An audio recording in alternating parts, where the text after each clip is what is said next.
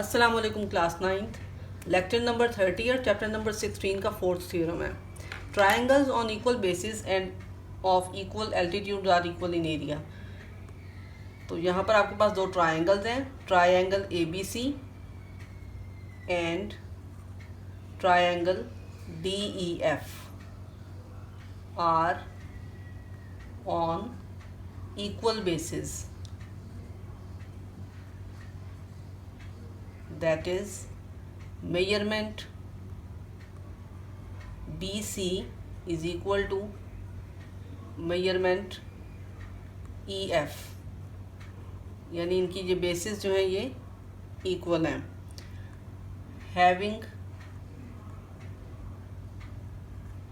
Equal altitudes,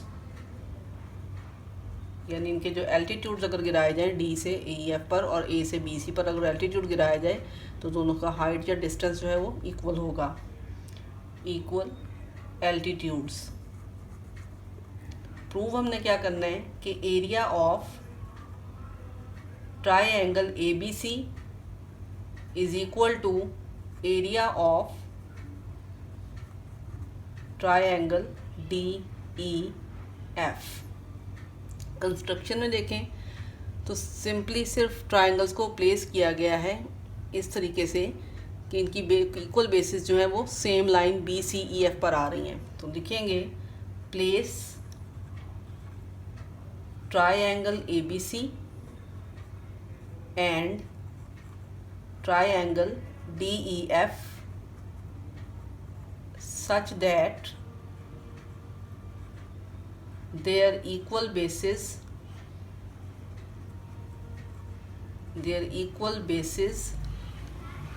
BC and EF are in the same straight line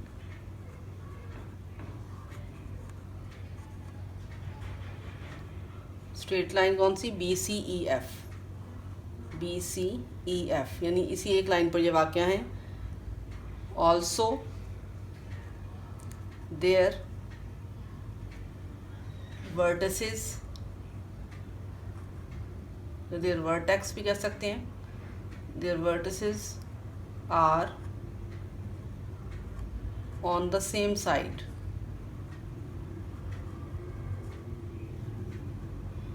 ये एक ही रुख पर इनके जो ये बेस एंगल्स हैं बी सी और ई एफ बेस एंगल्स हैं और इनके जो वर्टिकल एंगल जो वर्टेक्स हैं वो ए और डी हैं। तो इनकी साइड एक ही है। उसके बाद आप देख सकते हैं मैंने रेड कलर से कंस्ट्रक्शन की है, ड्रॉ की है B X parallel to C A, draw B X parallel to C A and FY parallel to ED, comma meeting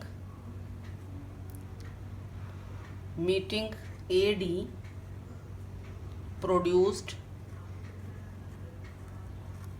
at X and Y।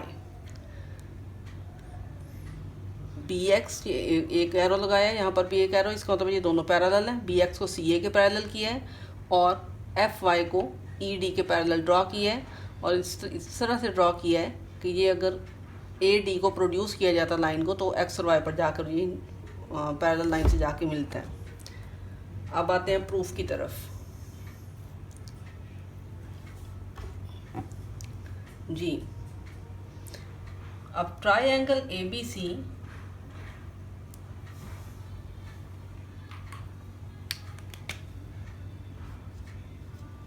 Proof में triangle A B C and triangle D E F are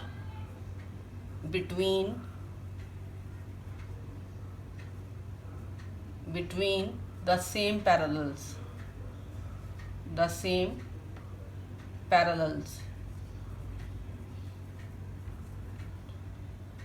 अब यानी BCEF line is parallel to XADY। Reason क्या है? क्योंकि इनके altitudes equal हैं, दोनों triangles के एल्टीट्यूड्स इक्वल हैं, इसलिए हम इजीली कह सकते हैं कि ये सेम पैरेलल लाइंस के दरमियान वाक़या हैं। ठीक, अब आते हैं पैरेललोग्राम की तरफ। पैरेललोग्राम ABCX और DEFY का एरिया जो है वो इक्वल है। एरिया ऑफ पैरेललोग्राम BCAX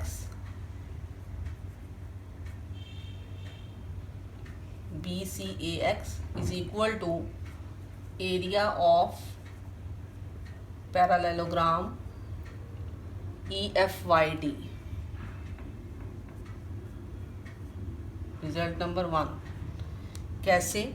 क्योंकि पैरेललोग्राम तो मुझे थ्योरम पीछे प्रूव कर चुके हैं इसी चैप्टर में कि ऐसी पैरेललोग्राम्स जो जिनकी बेसिस इक्वल हों और उनका एल्टीट्यूड भी सेम हो तो एरिया में इक्वल होती हैं। तो पैरेललोग्राम्स, रीज़न में लिखेंगे parallelograms on equal basis and equal altitudes, या बिटवीन द सेम पैरेलल्स भी आ सकता है, and equal altitudes are equal in area. यानी ऐसी पैरेललोग्राम्स जो सेम पैरेलल लाइंस के दरमियान वाक़या हों और उनकी बेस भी इक्वल हो, तो इसका उन दोनों का एरिया भी फिर इक्वल होता है। बट अब आते हैं ट्रायंगल की तरफ। Triangle ABC, area of triangle ABC is equal to half the area of parallelogram ABC जो है वो BCAX पैरेललोग्राम के अंदर है, तो BCAX यानी पैरेललोग्राम BCAX के हाफ के इक्वल ट्रायंगल ABC का एरिया है। रीज़न पिछले थ्योरम में भी बता चुकी हूँ कि हम प्रॉपर्टीज़ 8th क्लास में पढ़ चुके हैं पैरेललोग्राम की। इसकी प्रॉपर्टीज़ में शामिल है कि इसके जो डायगोनल्स होते हैं वो पैरेललोग्राम के डायगोनल्स पैरेललोग्राम को दो कॉन्ग्रुएंट ट्रायंगल्स में कन्वर्ट कर देते हैं। यानी जब डायगोनल AB ड्रॉ किया तो ये दोनों कॉन्ग्रुएंट ट्रायंगल्स बन गई। तो डायगोनल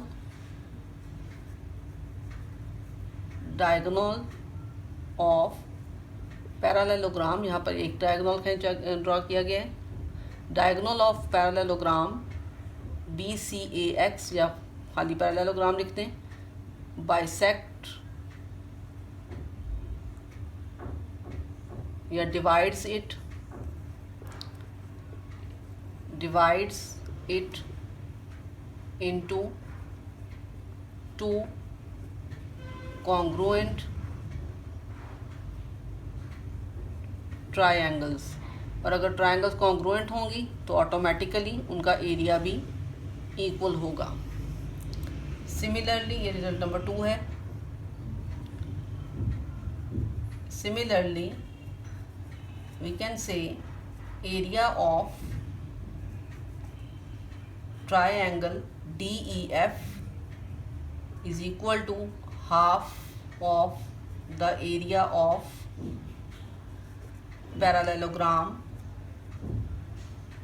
parallelogram EFYD। रीज़न इसकी भी वही है जो रीज़न पीछे बताई गई है कि पैरेललोग्राम का डायगोनल इसे दो इक्वल ट्रायंगल्स में कन्वर्ट कर देता है या डिवाइड कर देता है। EFYD पैरेललोग्राम थी। नंबर 3 अगेन नंबर 1 में हम कह रहे हैं कि दोनों पैरेललोग्राम्स का एरिया इक्वल है।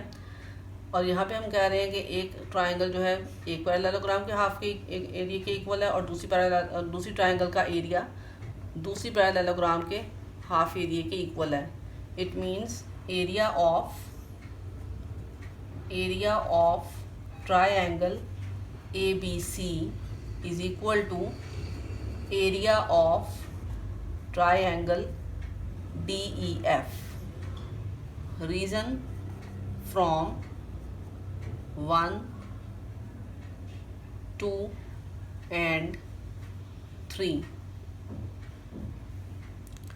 थ्योरम आपके कंप्लीट हुए। इसके बाद इंशाल्लाह ताला हम प्रैक्टिकल ज्योमेट्री करेंगे।